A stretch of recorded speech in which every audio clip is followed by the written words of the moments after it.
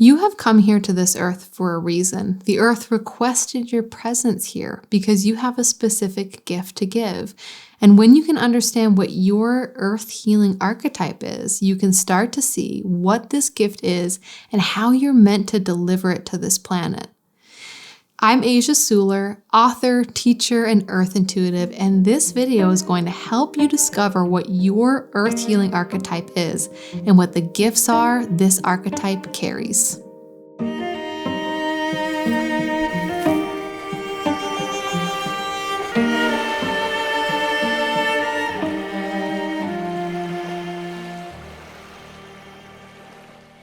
So this video is based on an incredibly popular quiz that I have on my website. Over 100,000 people have now taken the quiz and have found out what their earth healing archetype is.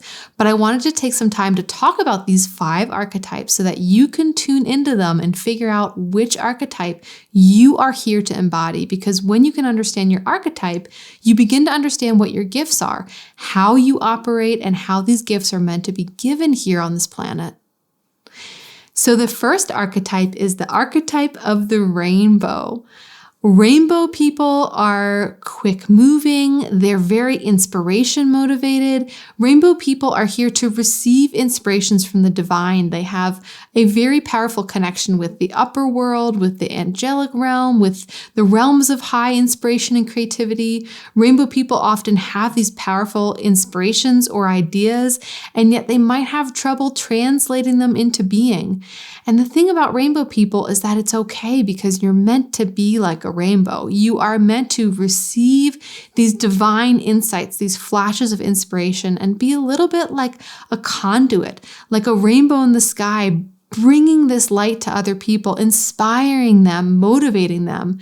And it's okay for you to let the details be taken care of by other folks because you are here to inspire.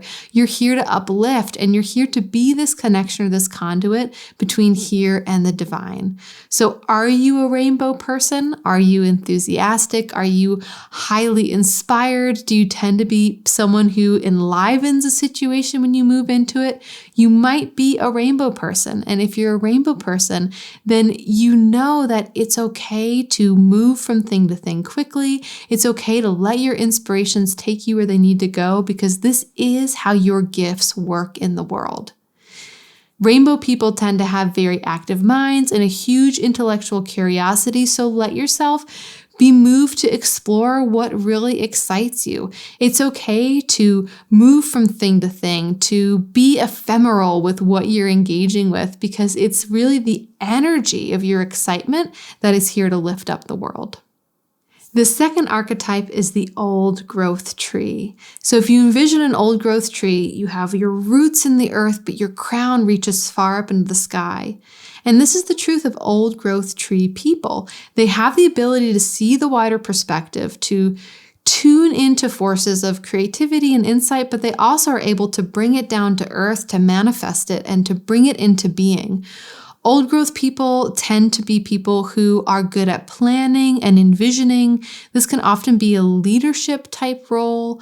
Old growth people are here on this planet to be a bridge between heaven and earth, to have grand ideas or have access to grand ideas, but also know how to implement them, how to bring them down to earth, how to ground them so other people can hear and respond to them. Old growth people tend to be drawn to philosophy, writing, visionary practices, scholarship. So if these are things that draw you in, imagine being in a library and gathering all these materials and then being able to put a new tome out into existence. That is very much something an old growth tree person would do. So if any of this is resonating with you, you might be an old growth tree person. You might be here to be a bridge. You might be bridges between people, between ideas, between concepts, to be able to connect to the ethers, but then also do the work to bring it into being, to ground it in this way. Old growth tree people are often wisdom keepers for their communities. So are you someone who tends to be drawn to wisdom traditions, to have wisdom just flow through you? Maybe a friend asks for advice and it just seems to be there. Old growth people tend to be old souls in this way and elders in this way. And old growth tree people are here to really anchor this wisdom here on this planet. The third archetype is the standing stone. So standing stone people are the people that make the world go round. Standing stone people are the gardeners of the world. They are the ones who like to make things with their hands, who are craftspeople, artisans. They are the ones growing food. They are the ones nurturing the family. They are the ones that are solid, reliable, practical, and yet at the same time have so much inlaid power and mysticism. So just like the standing stones of the British Isles, there's a solidity to standing stone people. They know how to take care of the details. They can really focus and hone in on the details. They can see things through until the completion. And yet, even within that solidity, there is this deep ability to peer into the intricacies of existence, to see and understand and work with the spirits of nature, to be a gateway into the hidden realms or the hidden realities. Standing stone people have this ability to gather and collect energy, just like standing stones in the landscape. They can gather, direct, and really focus energy in certain directions. They are the ones that make things happen here on this planet. If you are not a standing stone, then you certainly have standing stone people in your life, and you know who they are because they are the ones that make your life possible. They're your rock. They're the ones that can take care of the details that maybe you forget or can't handle because they have so much capacity.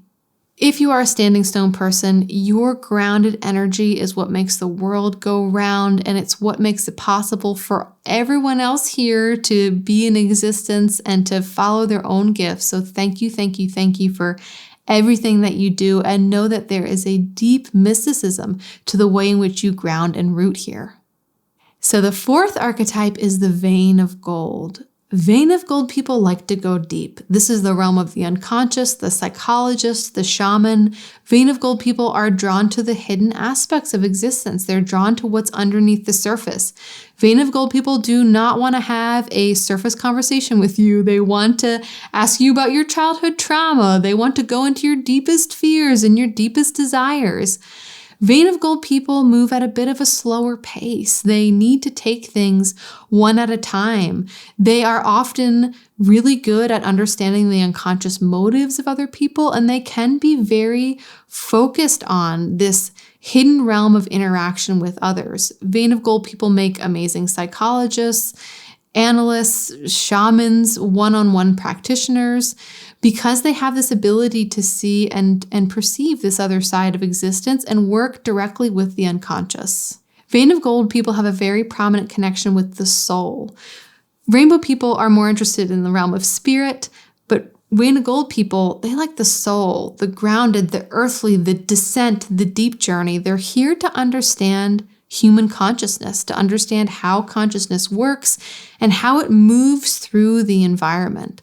So if you are a vein of gold person, you might be someone who's drawn to some of the more hidden or shadowy aspects of existence. It probably fascinates you, and that's for a reason. You are here to uncover what's hidden and to work slowly but surely in this realm of learning how to perceive what is there behind the screen and help others perceive it too.